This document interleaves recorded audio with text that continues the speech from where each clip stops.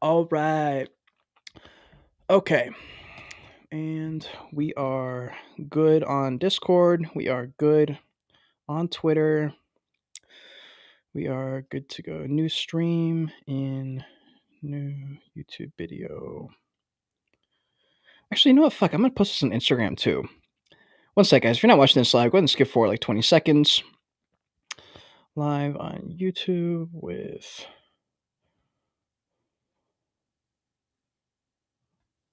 talking music NFTs, record labels. 1.5 million streams a month. All right. Sick. Sick. Hey, what's up, Bryce? What's up, dude? Like and subscribe and embark on the Joyage. You're fucking right, dude. This is going to be epic. We're going to start right now. Welcome to the Joyage Kingdom. I'm Cage, your guide. We will be replacing the little voices inside your head for now, giving you a break from the constant internal monologue that is the human mind. I want to say thank you first for listening or viewing on whatever platform you're on. If you haven't already, click that like button, subscribe to the channel, join the kingdom. Just like Bryce said, we have a super exciting guest on. We have Cams he's half of Faul, which is we're going to get into music, NFTs, record labels, streaming, Spotify, YouTube.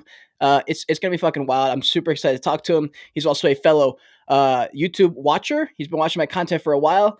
Saw him in the comments a lot and would always be like, yo, what's up, Cams? And then I clicked on his account one day and I was like, whoa. So we're going to bring him on. I hope you guys are excited. In 3, 2, 1. Hey, man, what's up? Yo, how's it going, dude? Super excited to be here, man.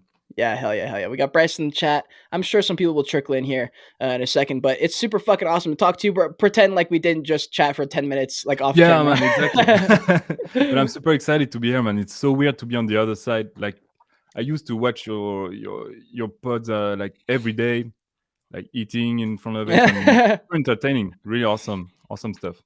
Hell yeah! Well, it's so funny thinking about that. I remember I don't know who it was. Someone on Twitter posted a screenshot. It was me and Tea Time with Tom episode, and it was them eating breakfast on their counter, and they had their iPad propped up, but they were watching, and I was like, wow, that's fucking wild. Like that is literally the reason I started my podcast. I started it for people who are driving back and forth from work to have something to listen to, or for people to eat and watch, because that's what I do too. When I'm eating something, I put on like a podcast or something, and I listen, and it's just the best. Like I love podcasts because you start at the beginning of the conversation, you talk about some things, and then you dive deep into a rabbit hole, and then you come out, you learn something, you ask a question, it goes this direction, that direction, and at the end we have this like beautiful storyline, and then whoever was watching like learned at the same time as both people in the conversation, and it's just like the best. So I'm super excited that this is your first podcast and you're sharing it with me. And you're one of a kind as a NFT YouTuber, and you don't qualify yourself as a NFT YouTuber. I know that, but it's like when you eat and watch some NFT YouTube videos, it's pretty stressful because it's like two projects that are gonna move, getting quick. Like you gotta go grind for this one and this one. And when we watch your videos, it's more like talking and chilling with the fellow DJ. Like it's really better.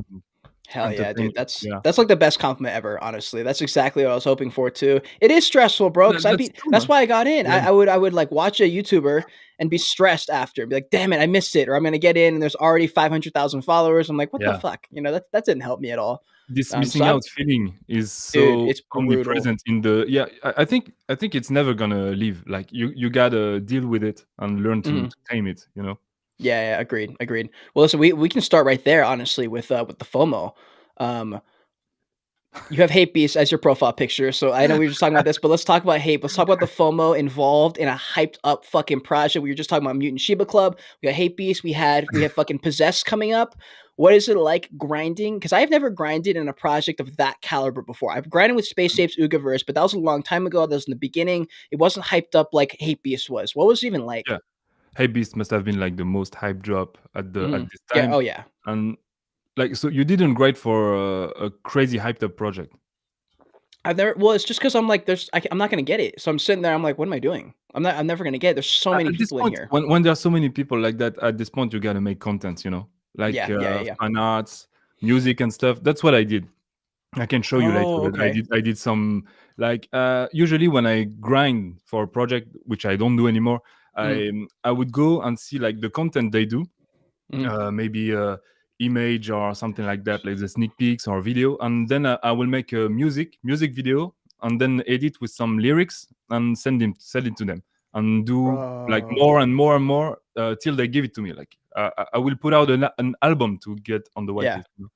Like Wow. hype So beast you're hype going beast. all out.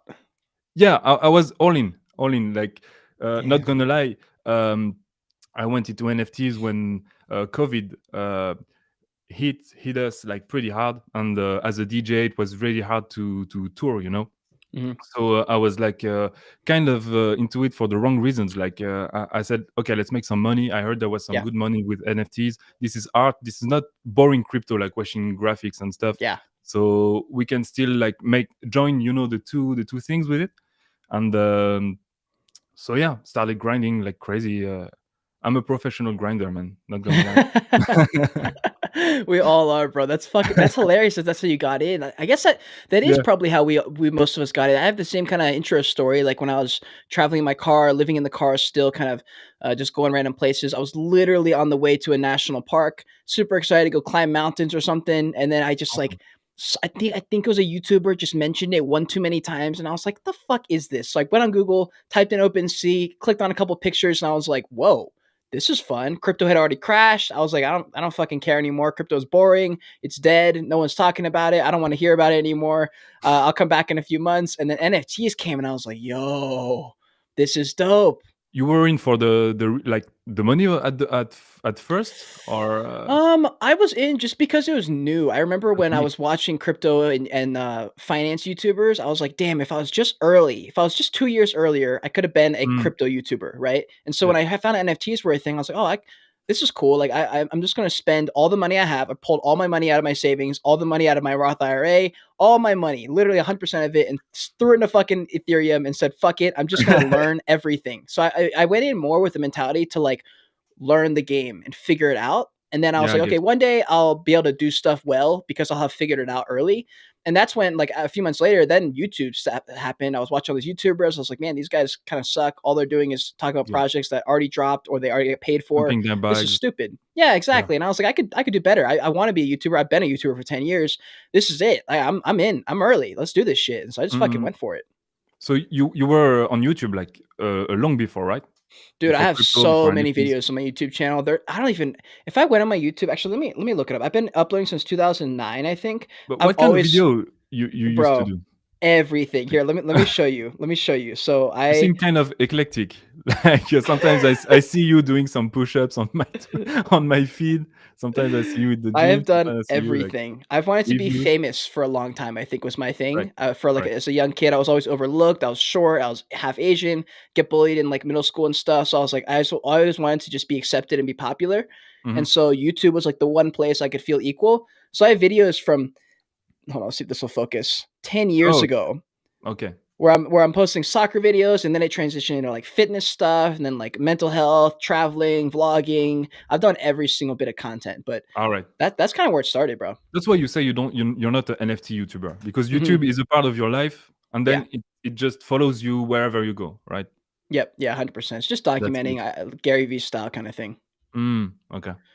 Have you guys ever done anything like that for your shows? Because you're out here, you're DJ. Let me pull up some stuff. You can chat about it. But have you done anything like documenting, vlogging style? I mean, you've done some crazy shit. If we look at your Spotify, for example, your DJ, obviously, you've got so many people. You've got a fucking 1.5 million monthly listeners. That is absurd, bro. Like, look at these numbers. This is insane. Like one of your videos, Crazy. this is the one I've definitely heard of. Changes Yeah. 78 million views. Holy shit, bro! Man, I'm not gonna lie, I'm pretty salty about it, but there was another video that was taken down because of, I don't know, rights, and it was Wow. about 250 millions on YouTube, something like this. Oh my god, bro. That is wild. But you've got crazy photos, right? Like you've got all these crazy DJ photos that are Yeah, so cool. Like this is like dream stuff. I see these things, I'm like, "Oh, if I could just be backstage and like see what it's like to be up here with you will you." be, man. If we You think meet, so? definitely, Let's go. Let's definitely. go, When I come dude. to US, Yeah. of course. Oh man, that is going to be wild. Or if I come to you. You're in France right now, right? Yeah, Yeah, yeah. Yeah, Come, listen, come, I come. come to Europe. I'm down to come to Europe. I mean, I gotta visit Would Tom be in the dope. UK. I gotta visit Fidel in Italy. I could make a pit stop in France for sure. We can also meet in the UK. I can come to the UK too. Oh, true. Dude, oh my god. We'll get Tom in the house and we'll go party up NFT Yeah, style. yeah, yeah. And That is awesome. like it's crazy because the videos you see, like actually it's we are a DJ duo, Mhm. and the other guy, he's my best friend actually, and we were both like retards at school, you know, like really, really, really bad, you know. And Yeah. this thing, this song, which is called Changes, actually changed our life, you know. Like the name is really, Mhm. really well chosen, and it made an overnight hit, you know. And it Wow, was really? actually our first collaboration we did together was Changes. Like we never did songs together before.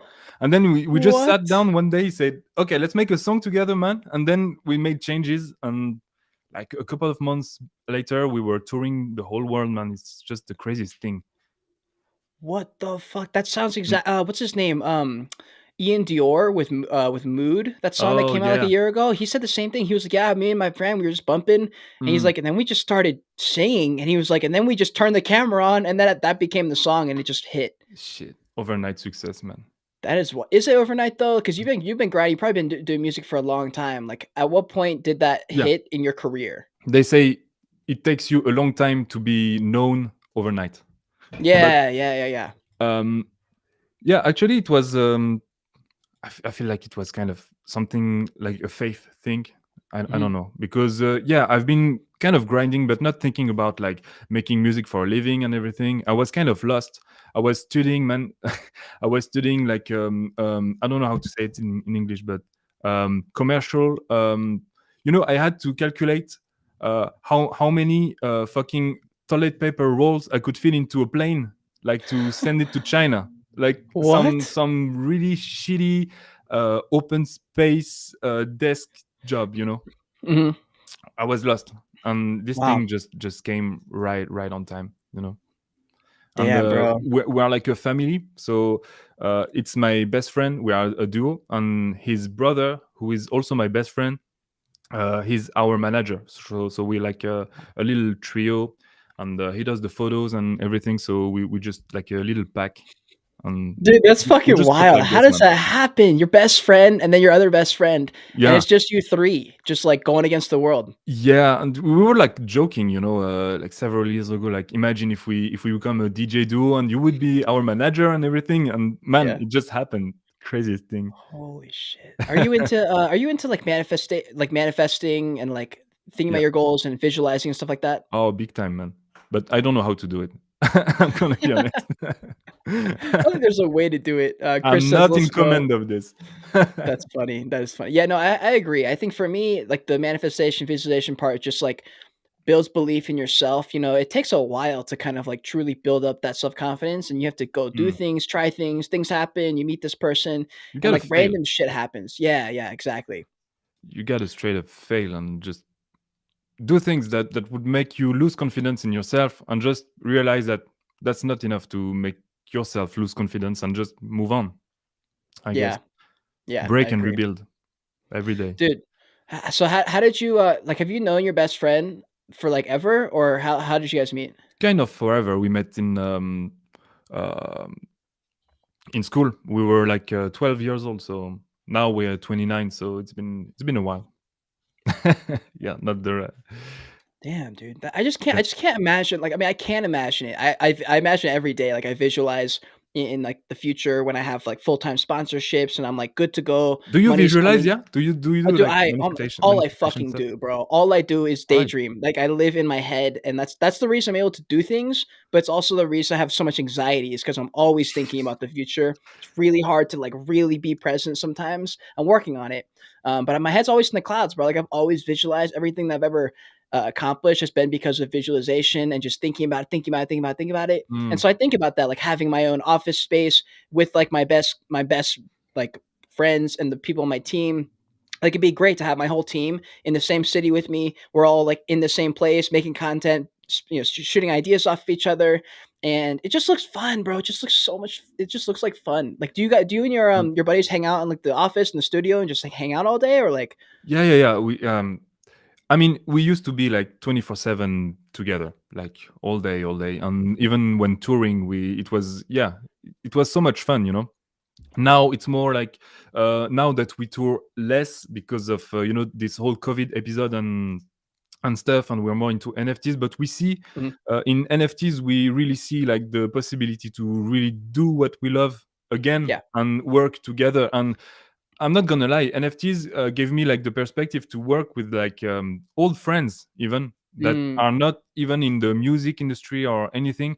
Like my dream has always been to work with like people I grew up with, like my best friends, like people I consider my family, and it would be just awesome to work with them. And I felt like NFTs could make this possible, you know. yeah, dude, it's so So possible. much job. Everyone is kind of like leveled out in the same playing field. We all don't know what's gonna pump tomorrow. We're all guessing. Like, it's just fun, bro. Like, we're all just like running around. I mean, it's stressful, but if you can, I don't know, if you cannot gamble with your rent money and money that you Mm. need to like feed your family, then it's okay. I think some people over leverage themselves a little bit, but the NFT world is super fun, bro. But It's something like so different. something you say a lot like is to learn to build instead of just constantly be flipping and looking for the next hype Hmm. project and try to get some profit out of this.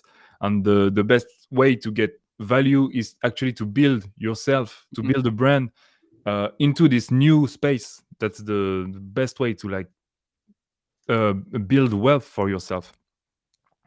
Yeah, I just think this space is too big to box it into something stupid. Like, I see a lot of people saying it's either about money or it's like you're fake. It's this or it's this, and I'm like, I don't know, bro. Like NFTs as a concept, as like an Mm, industry, is huge. Like, there's so many different factors. There's so many. Like, if you're a big gamer, there's an entire faction of gaming NFTs, gaming world, gaming creators, gaming builders, gaming develop companies and shit. And like everyone over here is doing the one thing, and then you forget that like everyone over here is doing something else. Like they're doing the mm, PFP stuff. Everything is PFP. Over here is the music, and it's just like it's just wow. There's too many things going on. Everyone's jumping in. Fucking Snoop Dogg is taking NFTs under his wing and saying we're changing the world. What are your thoughts on Snoop? Because that guy's he's talking about record labels and people can own their own music now instead of being owned by like Sony or something like that. Like, what are your thoughts on that? Yeah, I think that's the best thing about, like, it's not the best thing about NFTs because there's so many good things about it, but the ownership is just awesome. You know, like we've been robbed of our own work by major labels and streaming platforms and everything for so long, and it's been so hard to make actual money with the music. Hmm. And now we will be able to first sell it ourselves, and also without any middlemen, you know, and also put the price we decide on it, because Yeah. it's always been like um, the price is decided by Spotify, or even the record label is the advance they are willing to give you, you know, like, and then it depends on the success of the song. But now Hmm. you can just make art like everybody else and evaluate your own art and just sell it. Yeah. But Yeah. the main, I think the thing that's gonna be like a little bit challenging with the music and NFTs is like because I think when you want to build a community, stop me if I'm wrong. Um, my personal thought is like the community, the most tight community, evolve around like profit, Hmm. ROI. You know, you get to give some sort of ROI to the people who just buy your thing. You're just not gonna sell music for the sake of just collecting it. You know, Right. see what I mean? Yeah, yeah. I think right now, especially in NFTs, that's the main reason I haven't come out with a big collection, is because it's still fueled by pure. What do I get? You know, you buy this. What happens next? It's like, well, fuck. I mean, I don't know, dude. Like, I don't know what you get exactly. If you're gonna support a creator or an artist like that, it's like that should not be your question. If you're supporting the artist, it should not be what do I get. It should be like, hell yeah, I got your NFT, dope. I'm so excited to be part of your journey and to Mm, help invest and to be part of it. Like, it's the first opportunity we have to truly like be a part. Like, if for example, if I don't know, if some music person or like for example, yeah. you drop that the music video, it goes absolutely viral, everyone's jumping in, and then you're saying, okay, like this just changed our life. We're about to go fucking on tour. We're about to go do some wild shit. We're dropping this MT collection of 1,000 or 10,000, whatever it's going to be. You guys get to be on board with it and just be part of the journey. And then you fast forward 10 years, you guys have like all this crazy stuff has happened. And then people get to say, wow, I invested like at day one and supported their brand, supported everything. And I watched this whole thing foster. And if you don't charge $10,000 for your NFT, you charge a few $100. Mhm. It's like, wow, that is so cool to me. And so that's how I want people to invest in my brand. And Mhm. that's why I'm trying to build my brand first. And then when I'm ready and everyone's like, okay, please drop a collection. We don't care what we get. We just want to be part of it. Mhm. That's when I'll drop it. And that's kind of how I think about it. Yeah, okay, I get you. But what I thought about when I think about music NFTs is like, um, people who listen to you and your public being part of the ownership of the music. Like they own a part of the music and they get Mm. some sort of royalties, like percentage of the master or something like that. You know. Oh So yeah. So I want to talk about that because you yeah, have an absolutely exorbitant amount of people listening to your music a month. Is that money like coming from those things good enough to be able to fractionalize in an NFT like that? Like if you were getting 1.5 million, it's like, can you still get people money from like how much they pay? Is it a lot of money? Is it not a lot of money? exactly, man. I'm gonna be straight with you. Like 1 million views or listen plays on Spotify equals around $2,000. A So month. no, it's 1 million views, $2,000. That's the What? ratio, not a month. Wow. Okay. So there are like two main issues with this. Is Yeah. like if you fractionalize between let's say 1,000 people, like 1,000 people are gonna get 0.01% of your royalties. That's absolutely nothing. Let's be honest. Hmm. Like nobody's Yeah. gonna want to buy it just to get 0.01%. This Hmm. sucks. And also, yeah, I forgot what the the second problem was. Well, I mean, I think there's a lot of obstacles, right? Like Snoop's trying to headway into the industry. He's trying to build something, create something, be like the explorer to make it happen. There's a Mm, lot of unanswered questions. Like I think what people forget about, like for example, if we talk about I don't know if you know Barstool Sports. no. Do you know Barstool Sport? It's the podcasting world. This is something I know a lot about. So, anyways, there's this podcast called "Call Her Daddy." It's these two girls, who's a girl duo, best friends. They talk about sex, they talk about all these things. It blew up overnight, but it blew up because Barstool, which is a company like record label type deal, they bought them, put them on their website, and said "Call Her Daddy" is going to be the next big thing, and then it Mm, was. And without that right. first initial, buy from them, Call Her Daddy probably wouldn't have happened. All So right. when they blow up and they start getting millions of people, people are saying, you're getting screwed in the contract, you're not getting enough Mm, money, 60K is not enough. And it's like, well, they would have like the only reason they're famous is because of that initial thing. So what are your thoughts on like everyone's gonna have their own collection? Yes, they're gonna make their own money. Yes, they're gonna be in charge of their own stuff, but they won't have the record label behind their back, which is where a lot of the publicity comes from, right? Or is that not how it works? yeah. So I mean, some people rely on the record label to make their music widespread, and some people Hmm. just build from the ground up, And there's like a sentence which is pretty well known, and it's like it's not pretty well known. I just saw it in the Netflix show, random thing.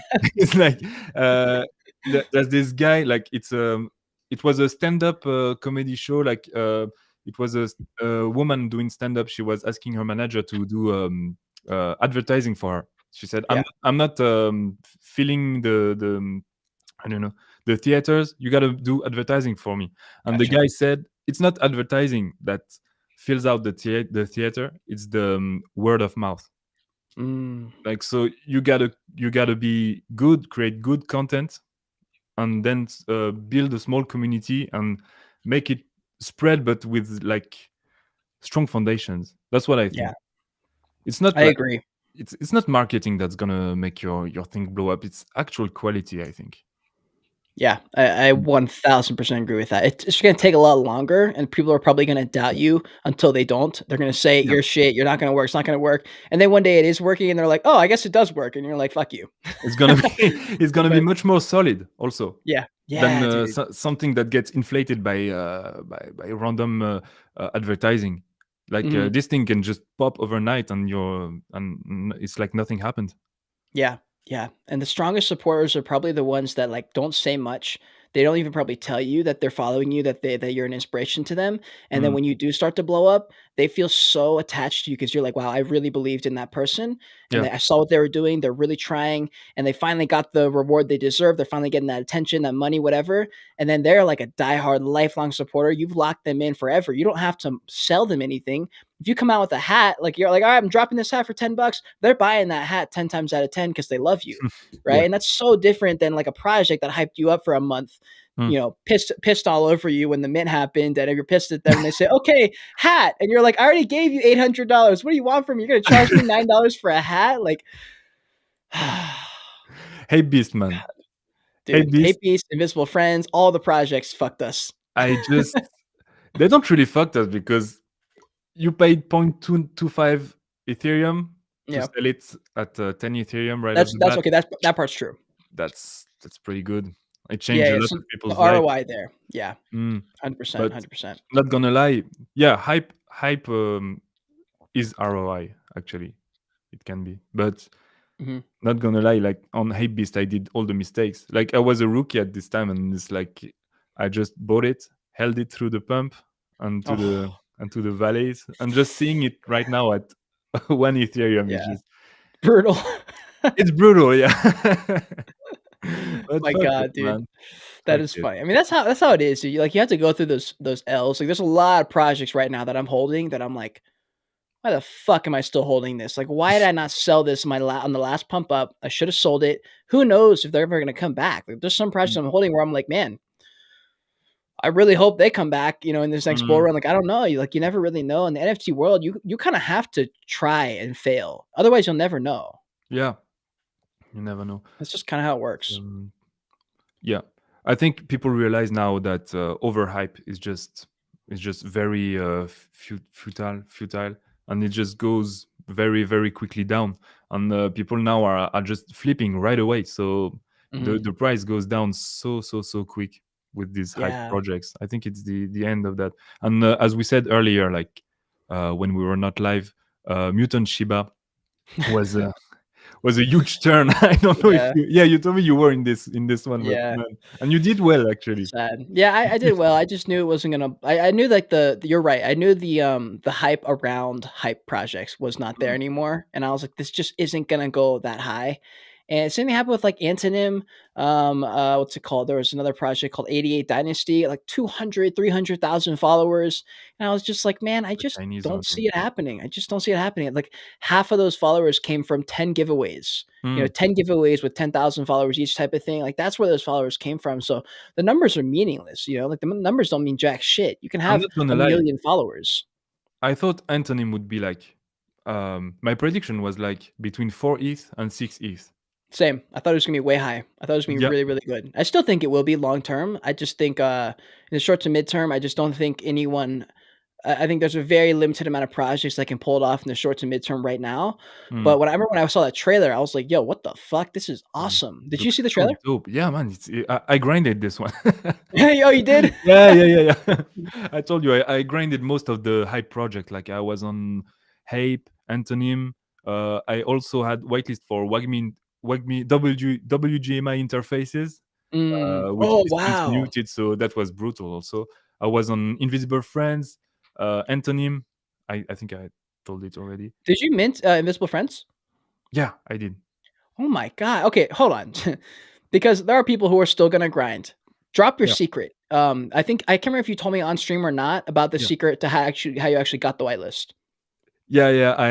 I told you like make music, like whatever you do, whatever you love, whatever you feel like doing, just do it and create content for the guys, and just don't be fucking intense. Like that's my main advice. If you want to grind, like be intense, like be the guy that when people say if this guy doesn't have it, how the hell am I gonna have the whitelist? You know. Oh, okay. Gotcha. So it was like just being over present in the chats, being just super intense, man. Like every day, publishing content.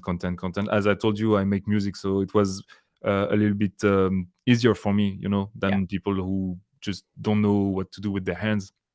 So yeah, that's my main thing. I did music to grind. Alright, and be honest here. Mm, Did people know who you were, and did that help you in any way, shape, or form, or no? Absolutely not, man. Just Damn. I was bottom of the pyramid, man. Like with everybody, with Yeah. all the Wow. Filipinos, I all mean, the. that's good. That's good to hear. I was kinda hoping it would be that because that gives hope to people who don't believe like, for me, for example, I didn't grind because I didn't think there was a chance. I was like, "There's no fucking way they're gonna see me."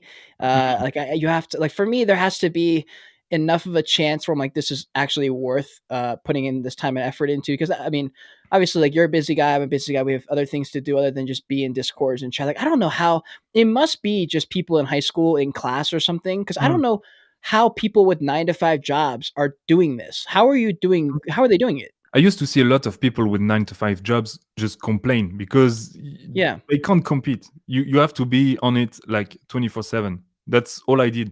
Not gonna lie. Like I needed money at this time, so that's just all I did. Mm. What do you think the age range is here in NFT? Do you think it's a bunch of young people or is it pretty spread out, you think? I think it's spread out, but there's such a majority, like not a majority maybe, but there's so many people who are so young. It's crazy. Yeah, I that is see true. like Azuki holders that are like 17. I'm like, fuck, man. Dude, that shit is wild about Azuki, like, projects going that high for no fucking reason, just for some reason blowing up, and then just, like, it keeps going, dude, like, Moonburst kept going, went to 10 ETH, everyone's like, "Oh my god," goes to 20 ETH, "Oh my god, 30, 40," and you're just like, Moonbird, "How? I Why?" think it's because the guy who did this is really like he's tight knit in the space. Like he has a really strong community. I think. Yeah, he is, it's just like, bro, 40 ETH, that's like what It's is it? insane. 40 times it's like 70K or is that right, math? Mm, That's a lot of fucking money, dude, to mm. buy to drop on a bird, a pixelated bird. Um, I mean, shit, that's a lot of money to drop, and for a lot of project founders, I think they get frustrated because it's like, I feel like a lot of people may be qualified or they think they're qualified. Maybe they're putting in a lot of effort. They really care, but they're not seeing that kind of return. They're not seeing that kind of support. And I've always been kind of like how you're saying. It's about like bringing them through a journey and building your brand and building like what you're about Mm. and like cooking that into the project a little bit and like baking the bread, baking the cake type of deal. Yeah. But that's hard to do if like for me, I have a brand that's my YouTube channel, that's my life and doing things and rolling the dice on yourself and taking chances on yourself. And that's my brand. But for a lot of projects, the brand is a fucking penguin picture. And it's like, what could you possibly do to get people to care enough, you know? I personally think it's ROI. Like make print money for the holders, and they will become like very uh they will stay with you. Yeah, Like yeah, yeah, yeah. and one thing I saw, like Tripsters, the project What's it called? Tripsters. I think I have heard of that actually Yeah, I recently. think it minted like 2 days ago, something like that. Okay, And yeah, their probably. promise is like they had 4 Bored Ape Yacht Club, like they gave away during the mint to people who minted on whitelist and Holy on shit. public. Like they did a Dutch auction and then the whitelist. I don't really remember how it went, but it's like they were giving away Bored Apes along the way, along the mint.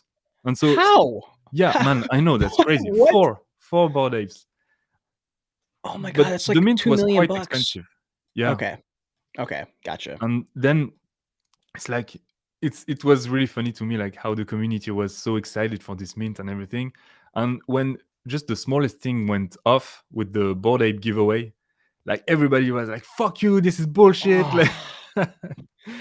That's the problem, dude, because it's not I mean, it's return on investment value, but it's not like true value where mm, people like, for example, like one project I just reviewed that I think is probably gonna be one of the strongest projects in the game is Llamaverse. It's made by mm. NFT Llama. Yeah, yeah, yeah, He's yeah. kind of a YouTuber, just an influencer person, but he's done such an excellent job building the brand and sharing his So own good. personality that people don't fucking care about anything. They're just like, we want to support llamas, llamas, llamas, llamas, llamas. All they do is just like, and they love it, dude. Like, if anything goes wrong, he just goes on Twitter, posts a video. He's like, hey guys, here's where we went wrong. Here's what we're doing about it. Here's why this will not happen again. Mm, Here's what like went wrong, and blah blah blah. And people are like, yo, like we understand, we support you, we don't even care. mm, Fuck all the haters, and like that's how you really do it.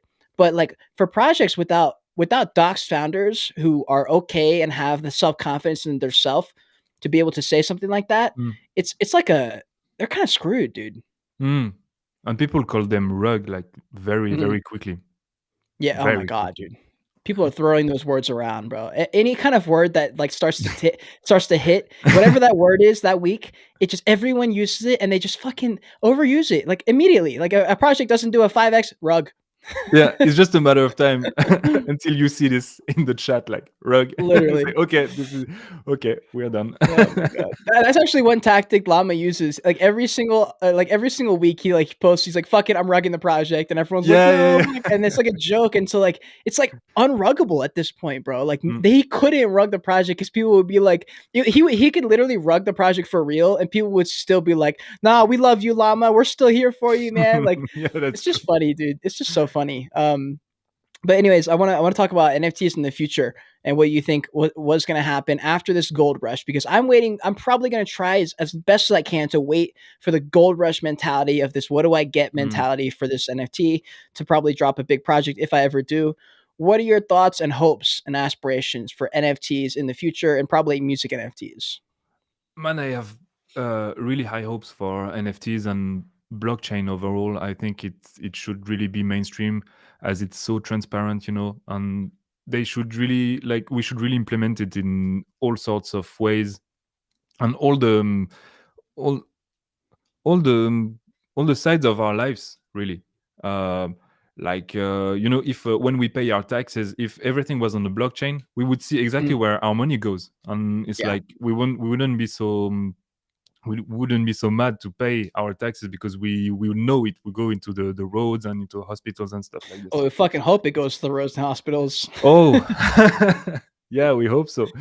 So yeah, I have really high hopes, and also for NFTs, the fact of just uh, possessing the art of your favorite your favorite DJ, your favorite artist is just so good, and just Mhm. to blossom with him. Well, as he grows, you grow with him, and as also your portfolio, and you make money. And yeah, I know I mean, it's really nice. It's really good. It's gonna take away a lot of middlemen, Yeah. people who just attach to project and take the most of the money. It's gonna distribute it to people who matter, like the artists and the Mhm. people who own it. But I think we still get to figure out how to do it properly, because Yeah. for now, if music NFTs are not so popular, I mean, I guess there's a reason, it's not very sustainable right now. Yeah, I think that you gotta make like if it's gonna be a music NFT, you gotta match it up with something visual. Like for example, I have this Mm, NFT that was airdropped from World of Women NFT. I don't hold a World of Women mm. NFT. I wish I hold the Galaxy NFT, which is like their Oh, second tier one. yeah, yeah. But they airdropped everyone this NFT, and it looks like this from a real artist. Oh, wow. Okay. Beautiful piece of art. But then it also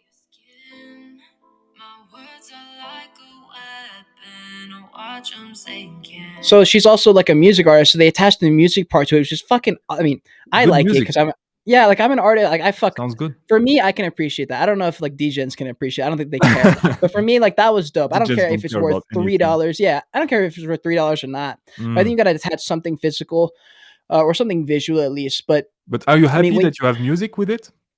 dude, I'm fucking that's lit. That's like I have Mm, like two projects that have music attached to them, and it's something new, dude. Like you have to have something new or at least innovative or something, some it factor that separates you from all the other projects. If you don't have that, you're not going to go anywhere. Like no mm, projects now are minting out, especially I mean, if you're in a bull run that's different, but in a middle tier market where we're kind of doing this, or mm. if we're doing this, you have to have something innovative. Like that's the reason Moonbirds took off. They had that connection, they had that dude, they had these new utilities, like it's like a what's it called, like a burrowing system or something like that. And it's like, oh, that's new. Azuki had the 721A smart contract to Mm. optimize on gas. Something little X doesn't even have to be big, but it's the narrative that Right. matters. It's the fact that they have something that people go, oh, they got something different. That project's going to go to the moon. Let's support that Yeah, project. And yeah, it's yeah. got to have that thing, you know.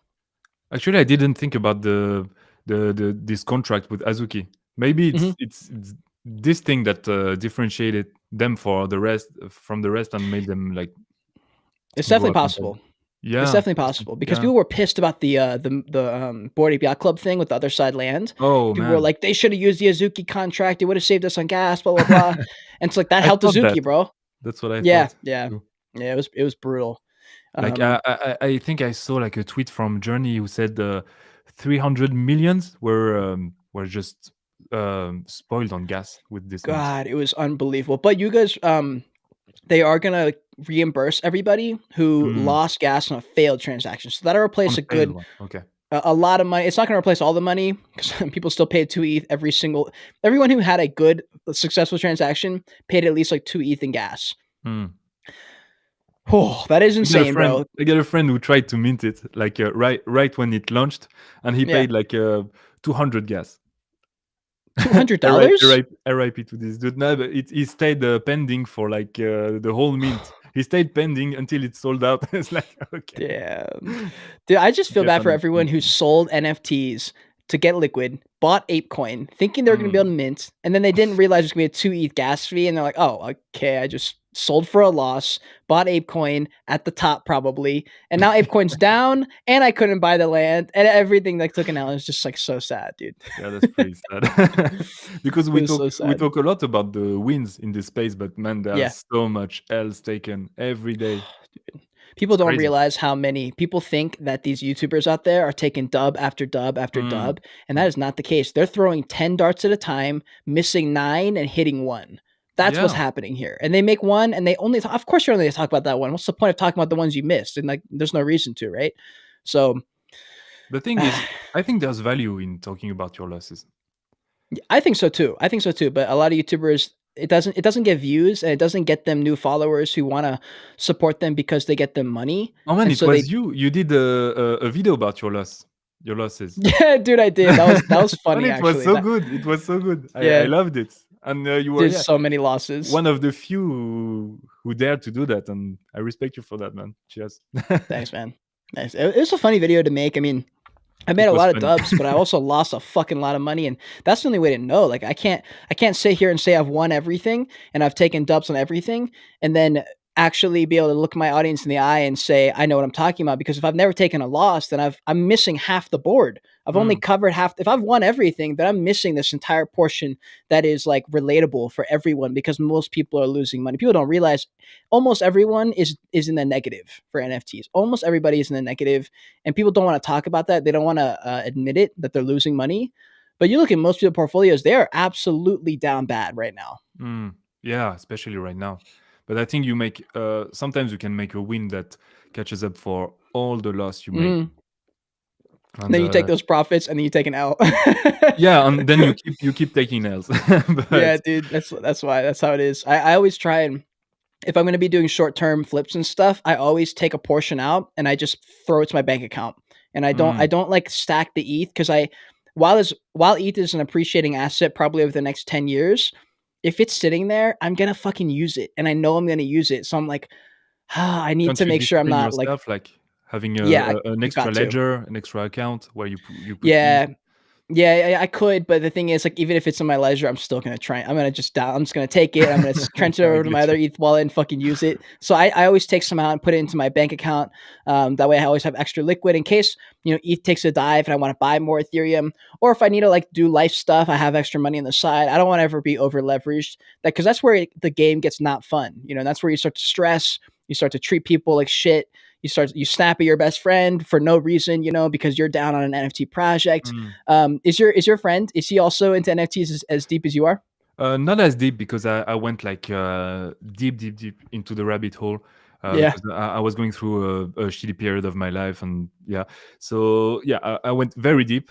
My friend saw that okay, this is getting interesting, and he really loved the way Hype looked. Like when Hype Mm, was so hyped, nobody was seeing through like nobody was actually seeing like maybe it could look like a derivative. yeah. We weren't like even thinking about it. I don't know why.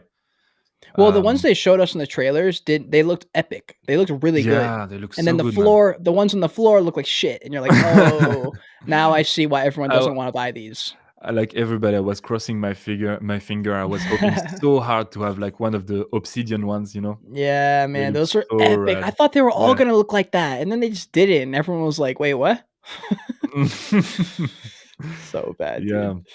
So bad. So he's not as deep as you, but you got really Yeah, deep but in there. he makes music too, so he grinded a couple of projects, and he had Mhm. the whitelist. He had the whitelist for Hype too. Okay. So Did we he both mint? are Hapes. Yeah, yeah, yeah.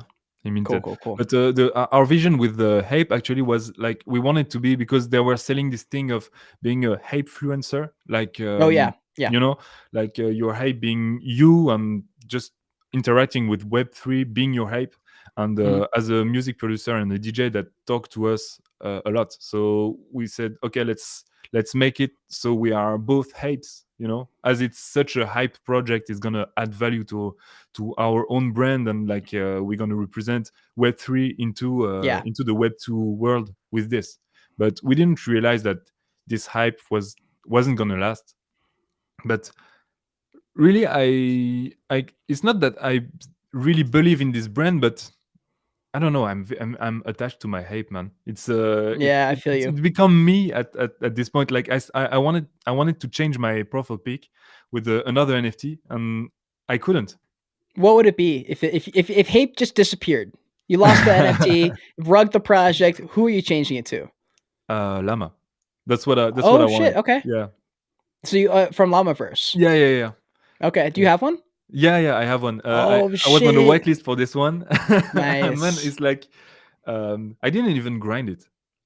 Really? It was in my grinding period, and so I Yeah. was constantly on my phone. And you know this other YouTuber Amir Hussein, Mhm. which I love, by the way. I think he's really mature for his age and everything. He did an interview with NFT Llama, but like it was 4 in the morning for me, and he Okay. said, "Jay, just hop on. It's like a live stream on YouTube."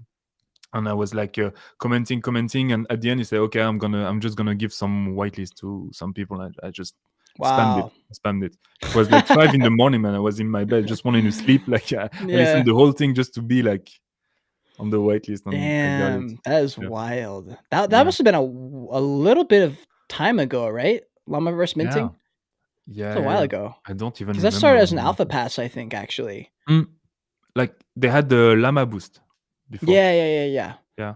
Damn, dude, that's really cool you're in that project. I didn't really find Llama for a while. I forget how even him and I got connected, but I found him way late, like way, way late, and the project has already gone to the moon. And so I got my Mm. eye on it. You know, if they ever take a really hard hit for whatever, if they have some FUD, I'm kind of capitalizing that FUD. I don't give a fuck. But I really like Llama. I love what he's I about. And we're supposed to have a podcast, but I think we're just so busy. We just schedules keep, we just miss each other each time. mm. But yeah, Llama's a cool project. So that's the one you change it to. I'm trying to think of what I would change it to because I've got a lot of different NFTs. I've got a lot of art Uh, NFTs. Like You people had the don't. Coolman's universe, right? I do. I fucking love my cool mans. Let me see if I can find the photo. I've got a few NFTs that I'm a really big fan of. That it's gonna be really hard for me to sell. Like for example, so this cool man I bought. Let's see if it'll load. Mm. And Yeah. it's like it's so simple. It's not even rare or anything, but it's just Mm. like I love the hoodie. I love everything about it. And I bought this one the night before it pumped. Like the Oh night shit. before it pumped at like point it was at like point I think the floor was 0.09 and I found it and I found what I liked. I paid like 0.12 for it or something. That was And before the dude, Disney rumor, right? no, it was way before that. It was before. So the reason it pumped to like 1 ETH is because Gary V bought it and it went viral on All Twitter. right. And so the night before that, I found it on a live stream while I was live, and I said, "Wow, this project's really cool. Strong legs. I think I might buy one." So I bought one that night. And the next morning, Gary V's tweet, like it was like Gary V bought a cool man. Floor went to 1.5 ETH immediately, and I was like, oh, oh my god! But I love it too much, and I have a second one. I just really like the project. I really believe in Dan, the guy who's the artist behind it, Mm. and I just have a soft spot for artists. You know, it's because I'm like I have my own art projects. But honestly, if I had to change my profile picture, it might be my SupDuck, um, or my Dippy. My Dippy. This is the one that they made me. Yeah, they made you It's like this a one. dude that is epic. That or yeah, it would probably be this or my SupDuck. I bought a really really good SupDuck. Really It nice. was Yeah, I sniped it. Like it got listed, and within 5 seconds, I just clicked refresh, and I was looking for one anyway, and I just saw it, and I was like, "That's the one." I was looking for one with the hoodie, and I was looking for one with the backwards hat, and it was perfect. These are solid projects. Yeah, man. I believe in the artists. I believe in the people behind the project. That's where I put most. I put my marbles, my bag of marbles into the people behind the project, the people Mm, who I can see and like pick up on the authenticity from, and say, okay, they actually care about this thing that they're doing here, mm, and they're not going to stop. They're going to keep yeah. going because it depends. Like their brand and their everything depends on this because that's what they're dedicating their life to. But do you want to talk about yourself because I know you are coming with the project, and I'll share my screen here. I don't know how much you can share, but because I know it's super fucking early. But here's Oh for yeah, everyone who doesn't know, here's your Twitter page. yeah. Here, got the hate piece. Obviously, we have the album here. And then this was in your bio, and there's also another project. I didn't know what this was, but I saw this one that you are co-founding. Do you want to talk about this? Yeah, of course. I can talk about everything, man. Hell yeah, let's do it. So yeah, this one is the Wolfpack. It's at first it was an alpha group I co-founded with a friend of mine. Like I met him while I was grinding in Invisible Friends.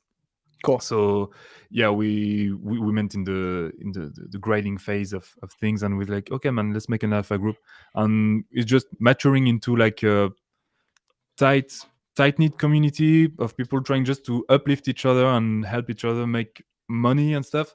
But as I'm a little bit taking a step back with the NFTs and like the degen side of things, I'm starting to let others make the calls, the time sensitive calls and stuff like this, the pumps, the graphs and everything, and maybe focus more into like creating music, creating content. And what I would love to do is to do like music platform, like sell music NFTs. And as I told you, there's a bunch of challenges that comes with that. um, I really want to Wolfpack, let's go. Yeah, Yeah, hell yeah, Chris. I really want to give value to people. I want to, like, I see those crazy project like Azuki, Yuga Labs with Bored Apes, and even Artifact. Man, Artifact just blew my mind. And Yeah, like that they're goes. just printing money for their holders, and that's what I want to do. Like, I don't know why, but I think we gotta find a way to make it winning for every part. And the problem is that with music royalties, you have so many percentages of royalties you can give out. Hmm.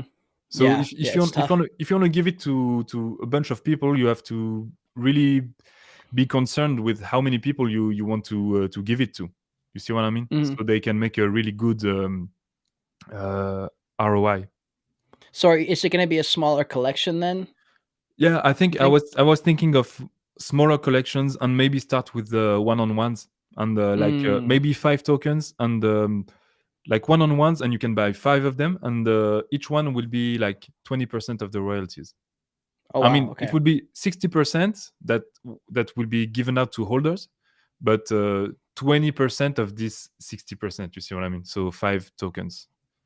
Damn, that'd be pretty cool. And so you're thinking about adding your like your uh like the Fallen Wad art. I'm trying to think of the word here. Like, is it going to be your own separate thing and your own music Uh, in separation from your brand of music, or yeah, no. The goal here is to ultimately make a community around music NFTs, and it's gonna be like it.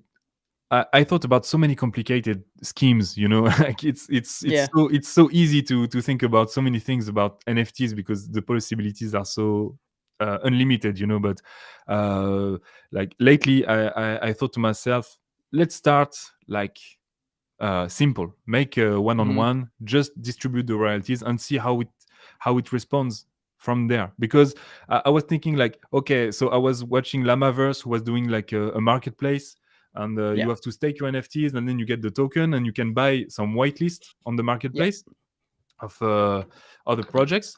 But I thought, why not making a marketplace where like your NFTs generate a token, and then with the token you can buy some percentages of royalties of the music that are on the marketplace. You see what I mean? Okay. But Yeah. Yeah. Yeah. that's so fucking complicated, man, because it's like how many tokens are you going to generate a day, and how many tokens 1% will be, and then you have to have a rendering, like you have to put out songs every time, I don't know how to say it, like consistently. You just have to bring out content consistent. consistently. Yeah, consistently. So yeah, so the token doesn't devaluate, or like there's too many of it, and people, like, Yeah. as soon as you put out a song, people just buy 100% of the royalties, and you're like, okay, fuck, the whole song went to one guy. Like, Yeah. so Yeah, yeah. that's tough, dude. That's a lot of mystery there with NFTs because they haven't been done yet. Music NFTs really hasn't begun yet. Mm, So there's a lot of questions there. Like, how do you keep that sustainable and where people mm, can consistently make money and not just make money for 2 weeks? And plus, they have to. I mean, the songs have to hit. If they don't hit, then yeah, they're yeah, not yeah. getting money. They're not getting royalty. There's a lot of pressure. You got to put them out in Web 2 also, and put them out Hmm. on Spotify and all the streaming platforms. And Yeah. yeah, one thing I forgot to tell you about, but the royalty distribution is one challenge, and another challenge is that when people buy like certain percentage of one song, the thing is the song is gonna get old, and Yeah. it's not gonna generate as much revenue as day one. You see what I mean? Hmm. So at what point? At one point, it will be like there will be no value anymore in the song. See what I mean? Yeah. So it will depreciate. So we gotta find a way, like, to get people involved and have ROI Yeah. It's consistently. it's a It's a hard question. I think that's part of the reason another part of the reason I haven't done an NFT project, because I wanna bring value to my holders, Mm. but it's like, how can I do that yet? Like, I don't know how I can effectively do that over the long period, because once you do an NFT project, it's like, for example, if you do an alpha pass, what happens when the NFT gold rush is over? When there's no more alpha kinda thing, It's just like, what does that turn into? Does it turn into just a fucking private Discord? Or, like, how do you continue to bring I value and think it's, like, forever? I think like the most prominent alpha pass, they are ahead of this, because because I'm in Dark Echelon, the Amir Hussein alpha pass, and this one is just so awesome because he really held the promise of not having to grind again. So I'm just having so many whitelist of this one that, Let's go. like, yeah, it's crazy, and I think he's already positioning himself in the play to earn ecosystem. Like, Yeah, yeah, okay. yeah, I think he's gonna release some kind of game and have partnerships with the games, and have his own skins inside the game. You see what I mean? Okay, So yeah, yeah, I think that's pretty Alpha cool, Pass actually. will have to do some that kind of stuff to stay relevant, because there are so many of Yeah. them right now. Yeah, that's actually a good thought. Like, let me pull something up, like, to pull up an example for people watching. So for people who don't know, I have my own two access key collections. They're sort of like Genesis collections. It says 46 items. It's actually 26 of these are alternates. They're mine. So the only way to get some of these is to swap them for an access key that you already own. Did And you to do take the that, you have to pictures? hold. Yeah, these are so when I went on my Joyage, which is my trip where I lived in my car and I was traveling, these are all self-portraits. I think 90% of them I took my own. A couple here were taken by my friend, but it was They still look taken fire, by man. me in a sense. Thank you. I mean, I basically would set the camera up and say, okay, all you have to do is click the shutter button, and I would just tell them to do everything. Let me see if I can find one. Okay, so this is a picture of me. My friend took it here. I made them stand. I And put the stand on camera the up like beach. this, and I said, okay, do not fucking move. As soon as I do this, just click the button. Do not do anything else. And so a lot of those are like that. But a lot of Mm, these I took. And so this project is really special to me. But like a lot of these, for example, like these, all three of these are alternates, right? So no one's ever bought them, no one's ever owned them. They're still in my wallet. The mm, only way you can get these is if you purchase, like this one, for example, and then you have to hold two of these. This is a new collection. This isn't even available to the public yet. This is only for access key holders. You have to hold two of these torches to actually participate in the swapping, because these access keys are kind of like your forever token. There's only 20. It's very, very, very limited supply, and it's only for people who really believe in the brand that just want to be part of me. And so mm, what I do to create just like a little bit of extra value, because there's no promises in those collections, it's just it's just my access keys. So you have a private Discord with me. There's like 30 people in it or something. It's my OG Discord, which is the first 150 people in the Discord. It's really like 20 people because most of them forgot about it and they're like mm. not in there. They don't engage. So there's only probably 10, 20 people from the OGs. There's 20 people probably from the my holders who are actually in the Discord. Very small Discord, and sometimes I'll get whitelists. And what I do for those holders is they have 3x amount of entries. So if there's like 5 whitelist spots that I have, I raffle 2 of them only to my to that Discord, the private one, and each person has like a 3x chance in the public raffle as well. So they have like a huge upside and a huge chance of getting the whitelist. And most of the time, someone at least 1 or 2 people do get the whitelist for that. And so that is one way. And then obviously different other things in the future. A couple of the holders, the access keys, got free torches if they were also OGs. So you can do things as long as it's like, as long as it's not promised and like written in the script, like you will get this, you will get that. I feel like it offers more flexibility and freedom. And I think, in my opinion, the best way to do is just say, hey, here's what I'm doing. Here's some ideas what I want to do. If you believe in me and support me, this is hopefully what I can pull off. But try not to like add the pressure onto yourself. Just say you're just supporting me. That is all you're doing by buying these NFTs. And whatever I can come up with, I'm going to come up with it and try and bring value back to you. Yeah, okay. I think that's a really dope way to look at things. Yeah. Yeah. And the floor price on your collection is like 0.4? Yeah. So for the Joyage collection is 0.4, and then for my prequel collection, which is another 26 items, is like 0.55, I think. So the access keys are expensive to get in. Most people want to get in who can't afford it. That's why the torch collection became available. So there's 36 torches in that collection. It's only an opportunity to invest in the brand at a cheaper price. They don't have any utility, the torches, except for the access key holders. Obviously, they can swap, like I just said a few minutes ago. They can swap, and that's just for a little bit of fun. Because it's an art project, so some people buy it just because they support me as an artist too. And so if they hold a token, but they're like, yo, I want that one though, that's where they're like, okay, I have to get 2 torches. But the torches are mainly for people who want to join the ecosystem of the Joyage brand, kind of like Bored Ape Yacht Club. You buy a Bored Ape to be in the Bored Ape Yacht Club. Yeah. So the torches are a way for people to get in cheaper. I'm hoping the torch collection stays at a lower floor price than the access keys, so that people can get in and be like, okay, at least I'm part of the system, and one day I can get an access key. Like that's why I want those Genesis collections to be. I want the access keys to be at the top.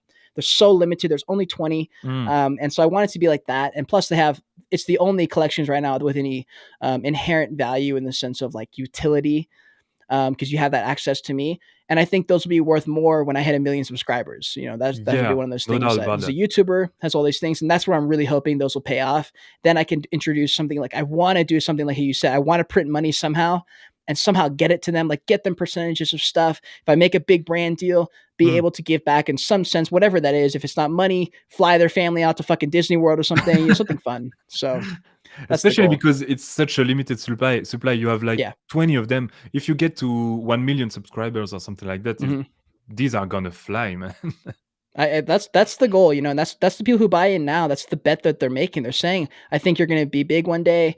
I'm going to buy in now while it's cheap-ish. You know, a few months ago, the floor was like 0.03. It was very fucking cheap to get in. And now it's a little bit different. They're able to hold value because I'm consistently pulling out videos and putting out content. But it's dope because some of those people have been holding for a year almost, or not a year, but like 8 months. And like, that's cool. Cause I recognize their name. I can pick their name out like a fucking hawk in the Discord. Like I see them like, oh, that's my friend. It's my supporter. He's been there forever. Like imagine if those guys are still here in 5 years and I'm, you know, doing a podcast with fucking Elon Musk or something. Right. That's I can awesome, be like, yo, Elon, like give me that fucking, I don't know. Like if I was to go to like Joe Rogan's house or something to do a podcast, I'm like, yo, can I have that fucking stamp on your table? And like, he gives me the stamp and I say, okay, one of my holders is going to get one of Joe Rogan's stamps that I got from his podcast. Right. And like, that's just something that I just think is like so fun because I'm like part as an artist and just for like sentimental value a little bit, you know? And I think there's a lot of value in that sense if they really support you as a person. Yeah, I get you. And that's really cool. And it really strikes home because it's also a very low supply collection. Yeah. As you said, it's like 20 and the other one is 40 or something like this. Yeah, it's no, so it's 20 and 26. So there's 46 total. There's 46 total right now. If you keep it that way, it's gonna be crazy for the holders because they're gonna have direct access to you and they will be so exclusive. Comparing if you do like a 10K collection or something like that. Yeah, I want if I ever do a 10K collection, and I think I might, just to get people into the ecosystem of the brand, I still want those access, kind of like those Genesis hapes are like 25 ETH, you know? like there's like 30 of them or whatever, and they're super fucking expensive because they're like the OG collection, Mm. or like the one of ones type of thing. Like all those NFTs in the Access collections are one of ones. They're all, each one is different. Each one has its own story. A lot of them have videos attached where I have like a video, a vlog that I filmed. In that vlog, you can see exactly when I took that photo, kind of thing, and that's kind of cool. And so in that sense, like I hope those stick around. And what I'm thinking is, I'm gonna cap it at 50. I have the sequel collection, like I have the Okay. prequel, the Joyage, and then the sequel hasn't come out yet. And that's kind of starting now. I had a bunch of tweets and like a life change that happened last night. I was like, fuck it, I'm starting the sequel tomorrow. I'm gonna move. I'm gonna change my life and do all these things. And so the sequel has technically begun last night, and I don't know what it's gonna look like. All I know is it's probably gonna be 4 NFTs, Okay. 4 1-of-ones, just like those other 2 collections, but it's gonna be way smaller. It's gonna be hard to get those NFTs because I know a lot of people want them.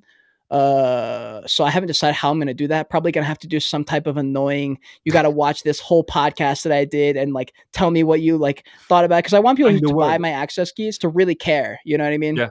Yeah. So that's That how I wanted to do. that's what all projects want, I guess, to have Yeah. involved community. Yeah. Agreed. But I Agreed. think you're doing it the right way. Thank you, bro. I hope so, because I don't fucking know. We've all been here like 1 year, so it's like we're like all hoping stuff is going right. It Yeah, could but be a just bubble, just dude. being Like, genuine, you know. And yeah, it's yeah. not like you're hoping to have an income right away Hmm. with these. I'm Yeah. I'm not sure you're planning to have an income with this if you have like a 50 supply. Not with these. I mean, Even it's fun. I get some royalties here and there, but it's not like yeah, the goal isn't expensive. The torches are like 0.03 Ethereum for but the if you reach holders. your goal of having very people who will hold on to your NFTs forever because they love your brand and everything, Yeah. coupled with a low supply, there will be no there will be hardly enough volume on Right. OpenSea, Right. Right. you know, Right. to have income. So that's not what Agreed. you're looking for. I can make money other ways. I think Yeah, I've been able to make a lot of money with commission videos, with my reviews. I've done so many reviews; those are really fun. Opportunity for me to grow, for my audience to learn how to vet their own projects, for the projects to be like, oh shit, we got to work on this. And so that's been a great way. I'm like a full time sponsorship would be the best because I'm doing daily uploads. Obviously, we're doing a podcast right now. If I'm sponsored by Celsius and I stick my Celsius on my mic right here for like an hour and a half, it's like boom, free advertising. So I'm hoping I can get a sponsorship in that sense. And I'm yeah. hoping all the consistency and my connections will pay off at some point and I can make money in like a web 2 way Mm, and then participate in the web 3 movement. That's my goal, because I don't ever want to rely on like my NFTs and like rely on my supporters to give me money. Like I want to yeah, bring value and have money come in that way, I guess. Maybe yeah. like I I don't get know. you. So Yeah, yeah, hundred it's percent. hard though, bro. Like it's hard to make money in this world, to get Mm. paid for what you do. Like it's really hard to make money for what you do. Like tell me what it was for you when you made your first fat paycheck. How did that happen and what was that like? Was crazy, man. Not gonna lie, I I was like bet. 20 years old and hardly paying the bills. Didn't have any Yeah. bills. I was with my parents, but it's like, yeah, it was. I went from zero to I don't know, tens of thousands. So it was like Wow. insane, man. Really crazy. Did you spend Yeah. all of it? Yeah, yeah, I did. Of course, I did. I was 20, so stupid, man. Shit. Damn. What was the stupidest thing you bought? Man, I don't know. Like the thing is, uh, I blew up so early. I didn't know how to make music actually. Hmm. Like it was such a leap of faith because we found a sample pack of sax lines. We Hmm. just add them together. We found an acapella. We put it, and there was the song. So there was Yeah. almost no skill involved. Just taste, you know. So Wow. at the end, I had all this money, and I was like, okay, now I gotta learn how to make music to be a consistent, to put out music consistently, Yeah. you know, at the professional level. So I didn't know how to make it. So we did so many mistakes, man. At one point, we wanted to Damn. buy. I don't know how it's called. Like I bought so many shitty gear, like Oh a yeah. wooden xylophone, like thinking I'm gonna record this, like never in the world I would record a wooden xylophone like that. Or Yeah. what's the name of this thing? Like it's a metal box. You tap on it with your hands, like Metal Hawaiian box? stuff. Like it was like tung, tung, tung, tung. how is Shit, it I don't called? know. Bryce, Uh, Bryce, help us out, bro. Bryce has always got the answers. Maybe um, Bryce will know. I'm not sure. I know how it's called, but I don't even remember. But it's worth like 2,000 euros, something like this. We almost bought it. Wow. But yeah, that's Damn. a lot of shitty instruments. I bought. How old are you right now? Hmm? How old are you right now? I'm 29. How It's about been you? 9 years. I'm 23. All right. So Yeah, you it's blew up been at 20 years old. Damn, dude. Fuck. so That is immature, wild. man. So immature. Thank you. Yeah. No, I said, yeah, you're really mature, but I was so immature when I Oh, at blew up. 20? Yeah. Yeah, dude. At 20, I mean, fuck. Like 1 year, the difference in like people, I think not people, me and everyone, everybody in the world forgets how long 1 year is, like truly how long it takes to go through a year. But then when you look back, you're like, wow, that year flew by. But it's like, no, it didn't. That shit took forever. And there were days there where you thought it was never going to end. One day felt like a month.